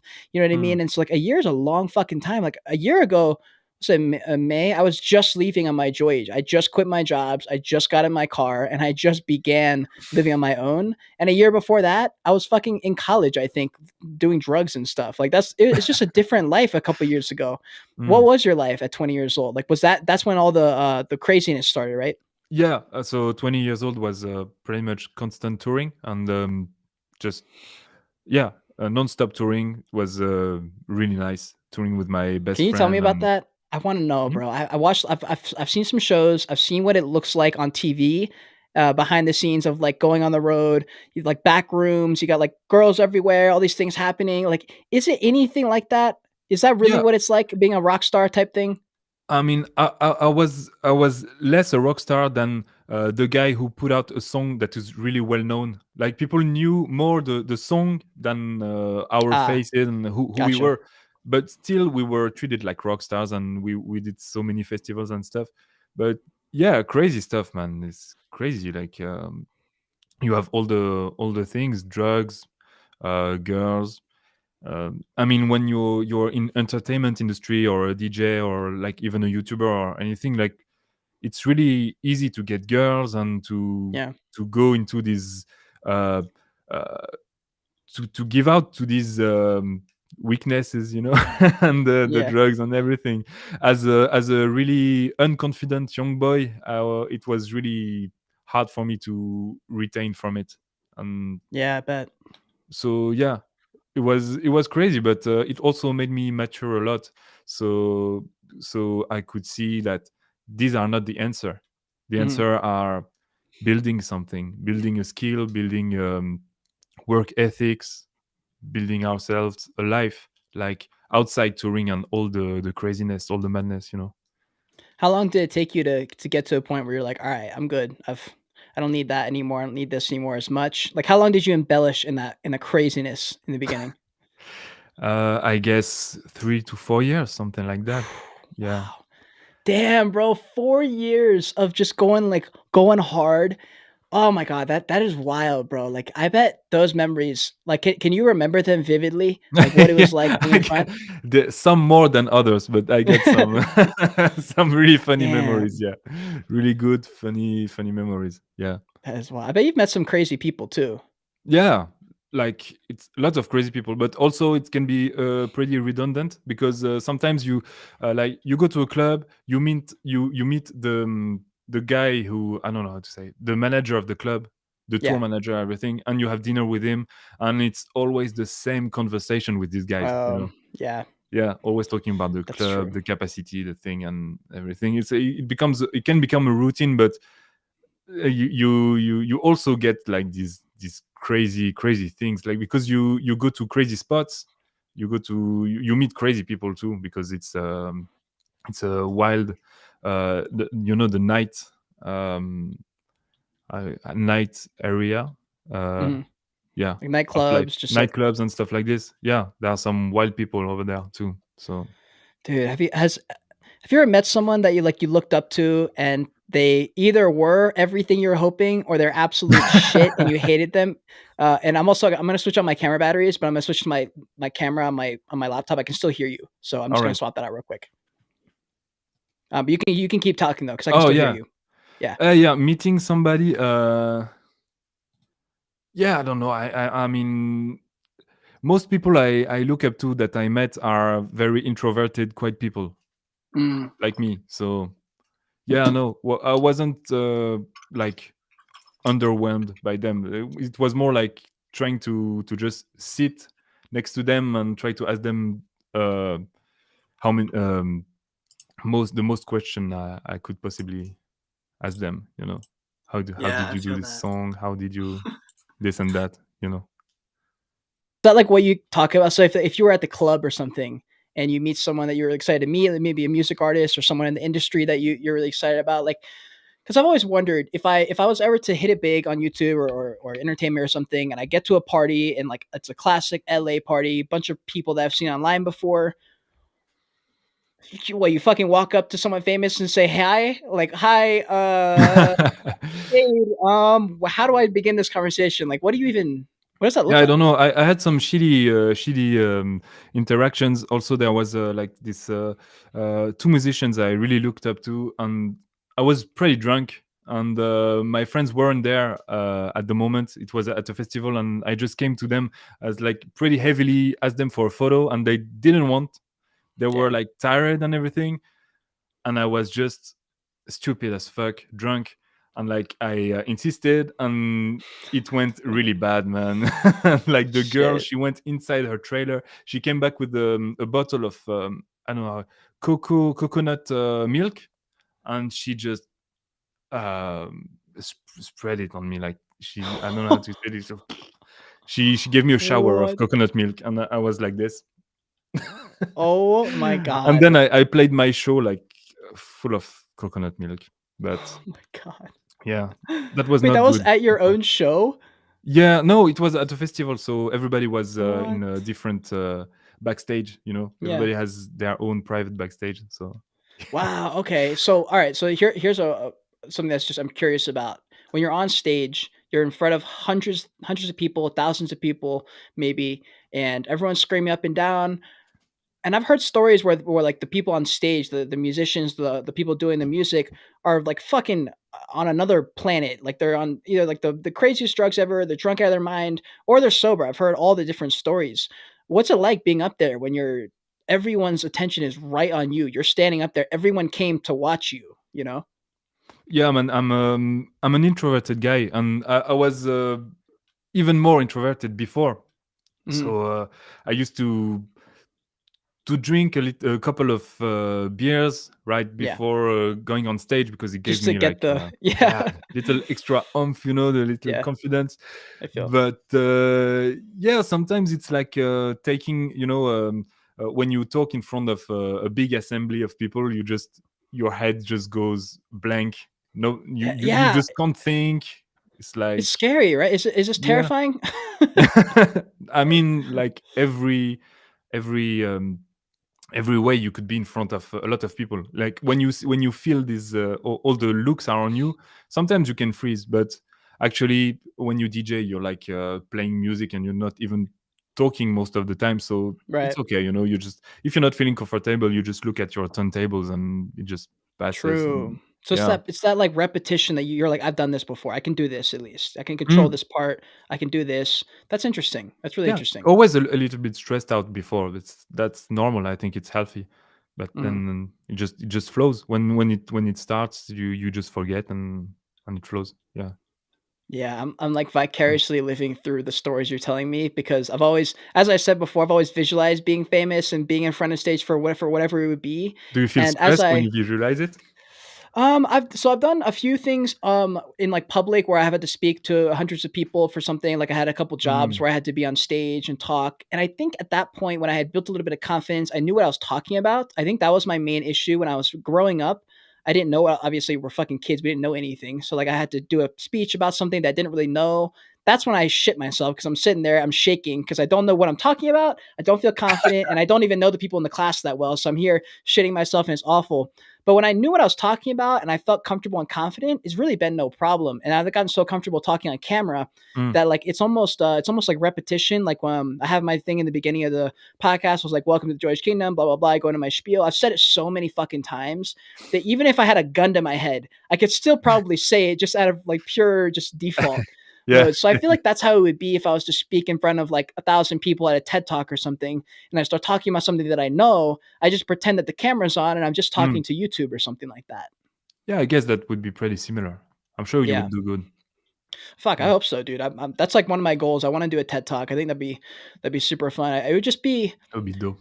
I don't know. You see videos like Gary Vee going to a keynote speak in front of like 20,000 people, and you're like, wow, what the fuck would that be like? Like, what would that be like to be so qualified that someone pays you X amount of dollars to just like talk about stuff that you've done and ask you questions at the grand level in real life? Like, it's different when you're on video. Like, if someone big was to come to me one day in the future and say, hey, we want to bring you on this podcast, X amount of people are going to be there watching. It's virtual. I feel like it'd be no problem because I've done it a million times. But in person, it's probably so different, and for you, As you how said, you you gotta be mentioned. qualified, I think. Yeah, agreed. But you've been out for a minute for like COVID, obviously, like that kind of shut everything down for a while. When that first concert or that first festival came back, was that like tingles, goosebumps again? It's funny because the first we did, I think it was in Parc des Princes. I don't know if you know it. Like it's in France. It's I think I've heard of that. the big stadium where PSG, like Yeah, Paris yeah, Saint yeah, Germain, yeah. like they play. And it was funny because they still had these restrictions on COVID, so people weren't actually allowed to dance. So What?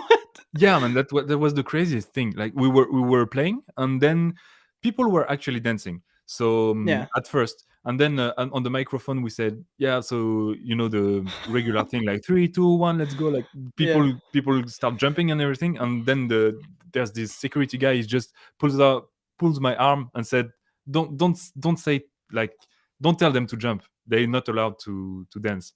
And at this point, like they kept on dancing, man. Of course there Right. were drunk youngsters like just want to party, especially after this shitty period. And Yeah. then like there this fucking guy like in a suit and golden glasses and a big watch. I don't know, he like a conference guy. He just turned off the Yeah. music and took the microphone and said, okay, now What?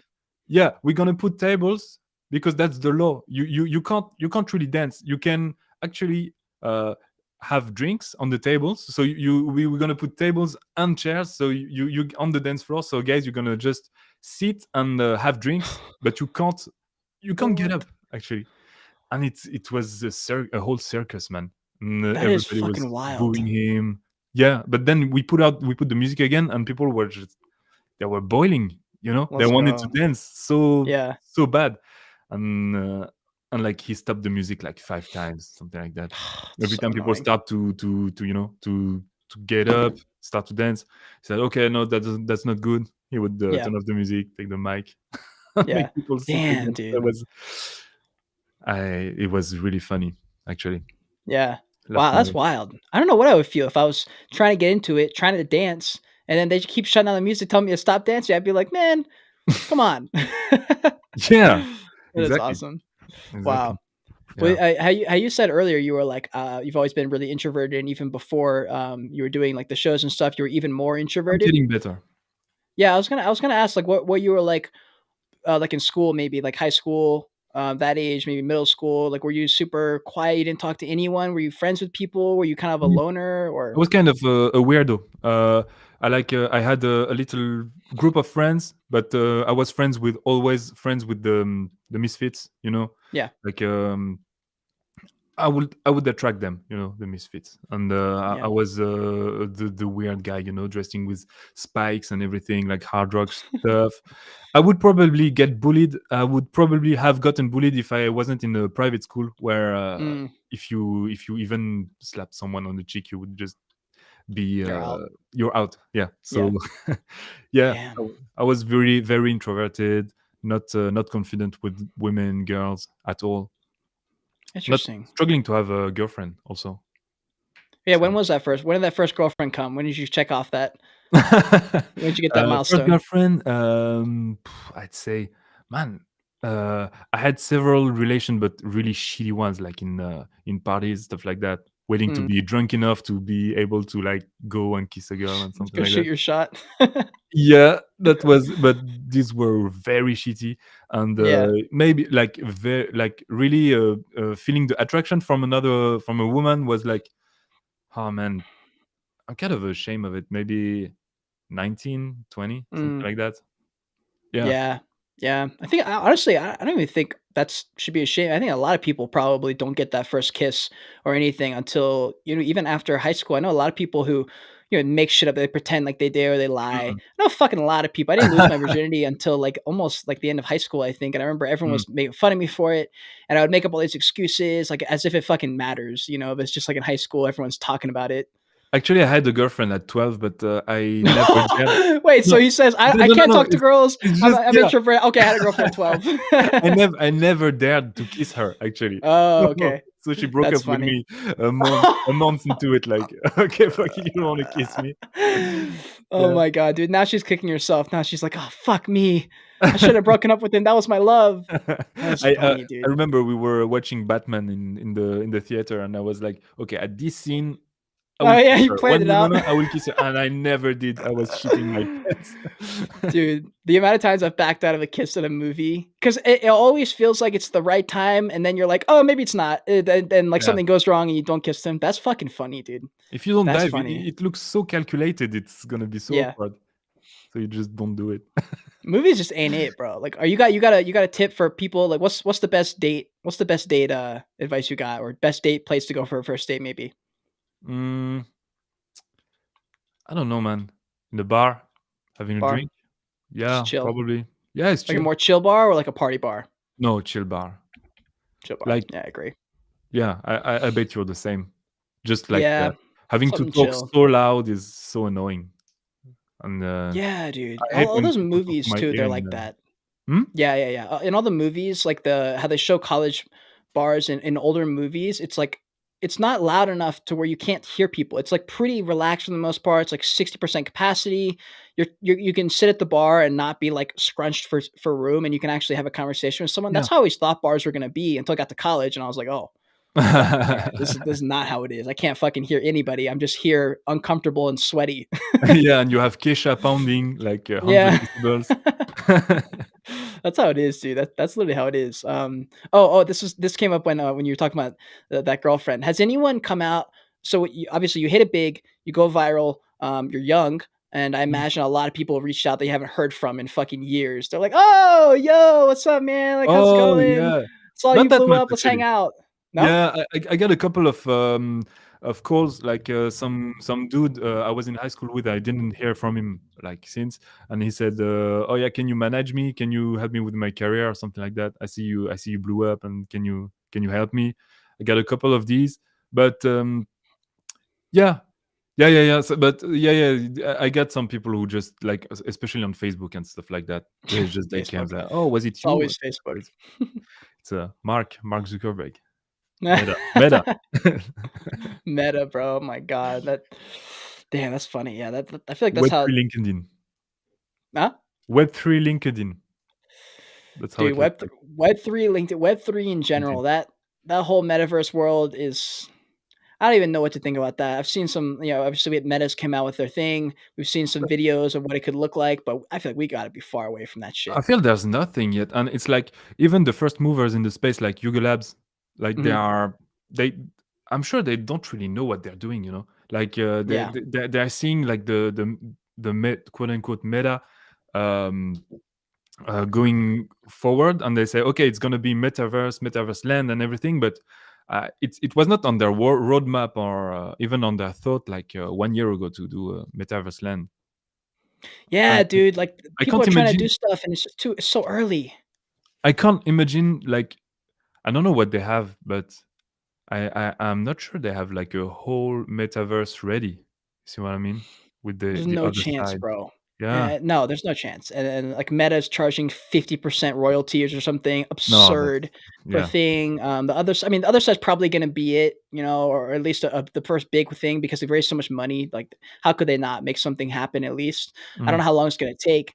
But the metaverse is a good while away. One thing I do know from just experience in Discord is that when I'm in my Discord, at least it feels very family like. It feels like a common room. I don't know if you ever saw Harry Potter, but Yeah. in Harry Potter they have like Gryffindor. Hufflepuff, all the different houses, they have the common room where everyone can congregate and hang out in. They didn't really like get too much into that into the movies. Like we never really saw what that would be like. Maybe like the dining hall is a good example of what my Discord feels like. I feel like I could just send a message to Discord, doesn't matter what fucking time it is, and someone will respond and be like, "Yo," and it just feels like if it was the metaverse, it would be that. I'd have my own Discord, which would be my own little metaverse, and say, "Yo, man, what's up? Like, who's here right now? What are we I doing?" get you. And it just like that would be something that I could get on board with, and that's why I'm so focused on creating like a real community of people who just want to be there just to be there. So that would make you Dumbledore.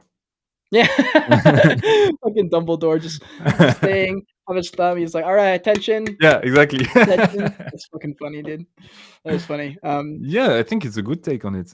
Yeah. Yeah, yeah, I hope so, dude. Well, let's see. Also, yeah, I put this in the chat for any last questions because we're coming up with an hour and a half. So I just want to, if you guys have any last like specific questions for him about music NFTs, record labels, what it was like going on tour, anything we've talked about. If you guys have any questions, drop in the chat here. We've talked about so much fucking like we went in every single rabbit hole on human Earth, like on the planet Earth. It's ridiculous. Muhammad says, I agree. Discourse in the next zone. Who's Harry Potter? But who's Harry Potter? Oh, You're joking, man. no, Muhammad. No, you Can't can't be say serious. stuff like that, bro. You can't say stuff like that. You got to be more quiet about that. You got to drop that in the DMs. Questions like that. Google Harry Potter. You got to watch them. There's 7 movies. Go ahead and just watch them. It'll help you out. You'll be even more cultured. It's a very important piece of cinematic history, in my opinion. Dope movies. Okay. So I got a couple like fire off questions. Top 3 movies. Top 3 movies. What movies do we got to watch? Oh my god. From me? Yeah. Okay. They can be like totally like French too. Like they don't have to be something like we would know in America or something, but movies that we should probably see to change our world, change our reality, to shock us, Okay, if you can see, this one is really good. It's in French it's called Woman's Perfume. So it's Parfum de Femme. And it's really, really dope. And it's old Italian movies like from the 70s. But this one is like really, really cool. Interstellar was really Let's fucking go. a heavy Let's smack go. in the face, man. Yeah. And the Green Line struck very hard too. This is the one that makes me cry like every time I watch it. The Green Line. Is it the same? Hold on. No, I'm not sure it's the same title in English. It's with Tom Hanks, Death Penalty. Let's see. Hold on. John Coffey, the big dude who gets Green Mile. Green Mile. Here? Yeah, Green Mile. I have not seen this movie, but I guess I will have to. You're kidding me, no, man. I've seen clips of this. I've seen parts of this movie, and I've seen a lot of like highlights on YouTube and stuff. This is a movie I need to watch, so I'm glad you brought that to my attention. Fuck yeah. Okay. Sweet. And maybe a fourth one, Fly Over Cuckoo's Nest. This one was with Jack Nicholson. Oh yeah. I think that is coming to my mind. I don't know if I've seen that one, but that's a good. Okay. You got a lot of catching up to do now. Yeah, shit. I got some catching. We also found out that Muhammad does know who Harry Potter is. In fact, this was a misread on my part. He meant who Harry Potter is in our Discord. I think he was joking. Who's Harry Potter in the Joyage Kingdom Discord? Oh fuck, who is Harry Potter? Harry Potter could maybe be Bryce. It could maybe be Bryce. Doctor Strange is coming up in the multiverse. Yeah, this movie is going to be. I'm very excited for that. I don't know if you've seen the Marvel universe at all, but oh no, yeah, this one I completely missed. Yeah. Bro, this movie's coming out very soon. The Doctor Strange. I love the first Doctor Strange movie too. He's probably my favorite character in the Marvel universe. Probably next to like Spider-Man. I really like Tom Holland. He's really cool. But man, I mean, if I had to do my top 3 too, I think Interstellar is definitely in there as well. I really fuck with Interstellar. Inception is also another movie with Leonardo DiCaprio about dreams within a dream, and he tries to go in there and subconsciously change people's mind. That shit is fucking wild. So Inception, Interstellar. Wait, you know what? I think I have this in my notes, actually. I think I have a top 5 movies thing. Let's see. Here we go. Top 5 movies, question mark? Always important to have. Damn it. I swear to God, I have a top 5 movies. Oh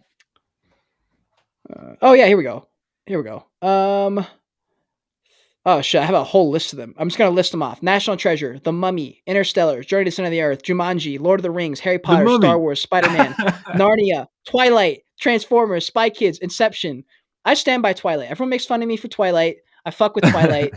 It's an interesting idea. I don't know how well it pulled off as far as a movie, but let's see what people are thinking. Shutter Island's also a good one. Yeah, Shutter Oh yeah, Island's a this good one was movie. insane. Yeah, Slumdog Millionaire. I think I've seen that. I've definitely heard of that. Love this one too. Yeah, movies are a solid one. Okay, and then last question: hit us with the songs. Obviously, everyone's going to be listening to the songs that we pulled up from your stuff. But for songs that aren't from you, what are some songs that you listen to that you fuck with a lot that you find yourself listening to on repeat? Oh man, that's so fucking hard. I listen to a lot of stuff like it, and it's not even cyclical. I'm Just just on a whatever. highway of songs. You know, it's never the same. Uh, all right. Or do you have any um, ones that you're friends with that they've come out with a song that you really fuck with that is special to you because like you know them or something? mm, let me think. Let me see if I have a list too. I probably have a list of songs. Let's see. Let's see if there's a Joyage Kingdom songs playlist. Let me check my Spotify. Let's see. Yeah, actually, you know what? I think it is in my Spotify too. I think, yeah, I have my own little thing here. Oh man, there's so many songs in These here. days, I listen really to a lot of house music. So I don't know Okay, if it's big where you're at, like I think it in is the US. actually. Yeah. Yeah, yeah. No, for sure. I think for me, I'm more of a. I can vibe with like most songs, dude. Like I like most songs. There's very rarely do I find a specific song that I'm like, this is it, this is the one. But I know there's a couple in here. I One of just them is got a text. "Runaway." I just got a What? text from my sister who's watching. She told me "Liquor Store." That's a song I Oh, annoy let's her go. with like every day, whole day. "Liquor Store" from Joel Corey. This All right, one. I'll have to listen to that one. Let's go. Yeah. We got "Liquor Store." "Runaway" by Aurora is one song that I fuck with. That was just big during my travels. It was just like it felt it felt very much like how I felt, I guess. Like I just vibed with it during my Mm. travels. I like a lot of sad songs too. I don't know why. Sad songs make Oh, me feel sad comforted. songs. "Hallelujah" from Leonard Cohen. This one. Just Let's go. epic. This one is like legendary. You know, Yeah, it's a whole other level. This one just agreed, gets me agreed. going. Yeah, I'm a big fan of lo-fi too. I fucking Mm, love lo-fi music. I listen to that all the time. yeah. For sure, for sure. Shit. Okay, well, damn, dude. I mean, that was fucking lit. I don't think did I see any last questions here from anyone else in the chat. Oh, what are your favorite artists lately, Cade? My favorite artists. Oh my god. In web my favorite artist. Okay, so here's one that I really fuck with. His name is Brendan Murphy. Probably he's the only one I can come up with off the top of my head right now. But Brendan Murphy is this contemporary artist. He makes a lot of art that's in like super famous people's, like super famous sports athletes and stuff, like Serena Williams, Djokovic, and this is him. So you can have a picture of him right here. This is what he looks like. Guy in the green shirt, Mm. and Brendan Murphy is the guy behind the Boonji, which is this character. It's like a big Is it spaceman. the NFT collection, Buji? Yeah, dude, and I have one. I did a podcast with their CEO a long time ago. That was like my first big podcast, Yeah. and right after that, I was like, after we talked, I was like, "Yo, this is awesome. I really like it." And so I bought this Bungie, still holding It's by far one of the best Bungies I think in the whole collection. It Gold was so suit. hyped at one point. This one, right? Yeah, I think the floor was like 0.3. I think it's still like 0.1. It's always got that art piece factor. I think that's the main utility is just you're supporting Mm. Brendan. Yeah. And I just really fuck with the Boonji, dude. And I really like how he shares his story. He shares what he's about on his socials. I feel connected to Brendan, so I have no problem holding a project like that, even if it goes to zero. I fuck with the art, and it's got real world value. Like he has those statues that are like 50 feet up in the air in like really famous people's houses, and like knowing I'm part of that brand is cool to me. So All right. yeah. How about you? You got any artists that come straight to your mind that are from like the contemporary world? Um. No. uh, He's like, yeah, me, bro, me, myself. no, I just sometimes I just see some NFTs I just love. You know, like Yeah. um, X copy. Mm. This dude, I just love his work. I love the Howlers NFT. Colors. This guy from I Christie's. probably have. Yeah, Yeah, yeah. yeah, I really dig his style. Um, yeah. Fire. Mm. Hell yeah. Well, fucking period right there. You guys just heard Yeah. it. You just heard it from Cams. You just got the whole lowdown of Xcop music is really dope, NFTs. man. X copy. Yeah, you got his favorite artists. You got his favorite movies. His favorite songs. I don't know what else you could want from this man. He just shared fucking everything. He's got his own NFT I project share going. everything with you guys. Hell yeah, that was fucking I awesome, just want dude. And to. Can I give a quick shout out? hell yeah. I just want to give a shout out to NFT Bulls. Like that's a alpha group I'm in, and I give calls over there, and it's just the most awesome group I've been in, and they're really all supportive. I just love them, and I love their owner Ernest Novakov, who's the NFT Bull owner. So shout out to him, shout out to them. Love you guys. Hell yeah, dude. Hell yeah. Shout out to them. Do you have any last words on advice to people who are trying to make it in the music world, entertainment industry, anything like that? Or is it kind of just do your shit and Do fucking your cross your shit. fingers? Do do what you love. Don't put so much pressure on yourself. Yeah. Don't chase quick profit. That's what I did at first, and I Mhm. burned myself. That's the best way to not actually make the most profit, Yeah, I think. I agree. That's a really good thing to do. Mindset's fucking important. Only exception maybe was Hey Beast, but that's for Hey, another day. very true. Yeah, obviously there's some exceptions to everything. Yeah. But dude, fuck that was awesome, guys. If you're in the chat right now and you haven't, by the way, if you haven't clicked the like button, you better click that like button. Subscribe to the channel. Follow him. All his stuff is in the description below.